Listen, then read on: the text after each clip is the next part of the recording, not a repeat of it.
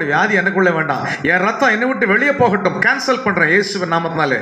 தெய்வீக வல்லமை வெளிப்படணும். உம்முடைய ரத்தத்தை எனக்குள்ள ஊற்றும், உம்மை போல மாற்றும். கேட்டு பாருங்க, உங்க பலவீனம் அன்னைக்கு போயிடும், வியாதிகள் அப்படியே போயிடும், தீங்கு விலைக்கு போயிடும், துக்க நாட்கள் முடிஞ்சு போயிடும். செஞ்சு பாருங்க. இந்த அம்மா அப்படி ஜெபம் பண்ணாங்க. சொன்ன பிறகு அந்த நிமிஷம் முதல் அந்த பேய் அந்த அம்மா கிட்டே வரல.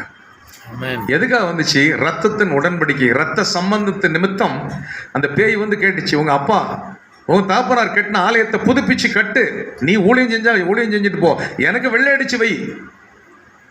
நம்ம ஜபித்த ஜபத்தின் மூலமாக நம்ம வாழ்க்கையை மாறி போச்சு. அல்லேலூயா. இன்னைக்கு அந்த ரத்தம், கிறிஸ்துவின் ரத்தம் நமக்குள்ள ஓடிச்சுன்னா அது மகிமையான ரத்தம். பெற்றோருடைய சுவாபம் வராது, தாய் சுவாபம் வராது, எல்லாம் மாறி போயிடும். ரத்தத்தின் உடன்படிக்கை, ரத்தத்தின் உடன்படிக்கை ரொம்ப முக்கியம். அந்த பரிசுத்த ரத்தம் நமக்குள்ள இருக்குது. ரத்தம் எங்கேயாவது போய் நீங்க டோனர் மாதிரி கொடுத்தீங்கன்னா, ரத்த தானம் பண்ணீங்கன்னா, ஜெபம் பண்ணி கொடுங்க. என்ன பண்ணணும்? என் ரத்தம் இல்லை, கிறிஸ்துவின் ரத்தமாகிய உம்முடைய ரத்தம் போது அந்த ஜனங்களை ரட்சியும். ரத்தம் ரொம்ப முக்கியம். டாக்டர் ஃபெஸ்டஸ்னு ஒருத்தர் இருந்தார் அமெரிக்கா கிணற்றில், நல்ல வல்லமையான ஒரு ஊழியக்கார். அந்த ஊழியங்களெல்லாம் பேச முடியாது, டைம் இருக்காது. அவ்வளோ அதிசயங்கள், அவ்வளோ நன்மைகள், அவ்வளோ காரியங்கள். பிசாசு அழகாக வஞ்சித்தான். எப்படி வஞ்சித்தான்? எல்லாத்தையும் காமிச்சான். ஃபெஸ்டஸ், நீ ஊழியம் செஞ்சு என்னத்தை பார்த்துட்ட? உன்ட்ட என்ன இருக்குது? ஒன்றும் இல்லை. உனக்கு எவனும் காசு தர மாட்டேன்றான். பழைய காரை வச்சு ஓட்டிக்கிட்டு இருக்க, பழைய வீடு ஒன்று இருக்குது. ஒவ்வொருத்தன் பார் எப்படி இருக்கான் பார், மாடர்னிஸ்டா, என்ன பங்களா, என்ன காரு, என்ன சூழ்நிலை, என்ன இது, நான் உனக்கு எல்லாம் தரேன் அப்படின்னு பிசாசு வந்து பேசினான். இவருக்கு கொஞ்சம் ஆசை வந்துச்சு.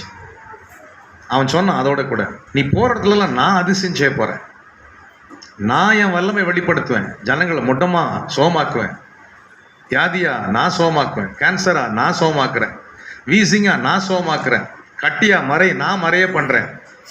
நீ எனக்கு மட்டும் ஆராதனை செய்து என்னோட கூட உடன்படிக்கை செய்து கொள், நான் உனக்கா எல்லாம் செய்வேன்னு சொல்லி ஒரு அக்ரிமெண்ட் போட்டான். இவர் சொன்னார், நான் செய்கிற பாவம்லாம் வெளியே தெரியாமல் இருக்குமா? வெளியே காமிக்க மாட்டேன், உன்னை மறைச்சி இயேசு நாமத்தினால் நீ சொல்லு, நான் வந்து அற்புதம் செஞ்சிருவேன், எல்லாம் நான் செய்வேன், நீ கவலைப்படாது, உனக்கு வேண்டிய பணங்கள் குவியும், எல்லாத்துலேயும் உன்னை மேன்மையாக வைப்பேன், மகிமையாக வைப்பேன்னு சொன்ன உடனே ஒரே சந்தோஷம். கடைசியில் வந்தான். என்ன தெரியுமா கேட்டான்? ஒரு பேப்பரை கொண்டு வந்து கொடுத்து சொன்னான், இந்த பேப்பரில் நான் இன்று முதல் உனக்கு சொந்தம், உன் அடிமை அப்படின்னு உன் கையில் ஒரு சின்ன பிளேடை வச்சு கிழிச்சு இந்த ரத்தத்தின் மூலமாய் ஒரு உடன்படிக்கை செய்து கொள்னு சொன்ன உடனே பிளேடை வச்சு வெட்டினார் ஃபெஸ்டஸ். டாக்டர் ஃபெஸ்டஸ் எழுதினார், இன்று முதல் நான் உனக்கு அடிமை, நான் உனக்கு சொந்தம். அவ்வளோதான். அன்னையிலேருந்து பணம் குவிஞ்சுது, கார் என்ன, பங்களா என்ன, எல்லாம் பயங்கரமாக இருந்துச்சு. ஊழியத்தில் வல்லமையை பார்த்தா, என்ன பிரதர் வந்தாலே என்ன அற்புதம், என்ன அதிசயம், எல்லாம் நடந்துச்சு. கொஞ்ச நாளில் கண்ணில் ஒரு பலவீனம் வந்துச்சு, கண்ணு தெரியாமல் போச்சு, கண்ணின் பார்வை குறைஞ்சிது, சரீரத்தில் பலவீனங்கள் குறைஞ்சி நிற்க முடியாமல் போனார். இயேசுவே அப்படின்னார். ஆண்டவர் பதில் கொடுக்கல. அப்போ தான் வந்தான், வந்து சொன்னான் மேல்படியான். என்ன சொன்னான் தெரியுமா? அவருடைய ரத்தத்தை வச்சு எனக்கு உடன்படிக்கை பண்ணிட்டல, இனிமே அவருக்கு உனக்கு என்ன? நீ எனக்கு அடிமை, எனக்கு சொந்தம், நான் உன்னை அழிக்கிறது தானே நான் வகை தேடினேன், சரியா சிக்கி கொண்டாய் என்று சொல்லி இயேசுவே இயேசுவேன்னு கூப்பிட்டார். பதிலே கிடையாது. ரத்தத்தின் உடன்படிக்கை, அவருடைய ரத்தத்தை வைத்து உடன்படிக்கை செய்த நிமித்தம் பிசாசு அவரை அழித்து போட்டான். அவருடைய ஊழியமே முடிந்தது. அருமையான கர்த்தருடைய பிள்ளையே, நிறைய காரியத்தை பார்க்கணும் உலகத்தில்.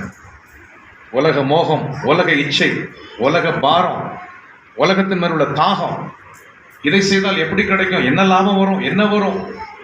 கிறிஸ்துவே உனக்கு லாபம். இன்னைக்கு நான் சொல்றேன், கிறிஸ்துவே உங்களுக்கு பதில், கிறிஸ்து தான் உங்களுக்கு சொத்துங்க. அவர் உங்களை விட்டு விலகினா முடிஞ்சு போச்சு. அந்த நிமிஷமே கிருபை அற்று போகும். டாக்டர் ஃபெஸ்டஸ் அந்த ரத்தத்தின் உடன்படிக்கை செய்தார், முடிஞ்சு போச்சு. இன்னைக்கு அந்த ரத்தத்தின் உடன்படிக்கை நமக்கு அந்த மகிமையான ரத்தம்.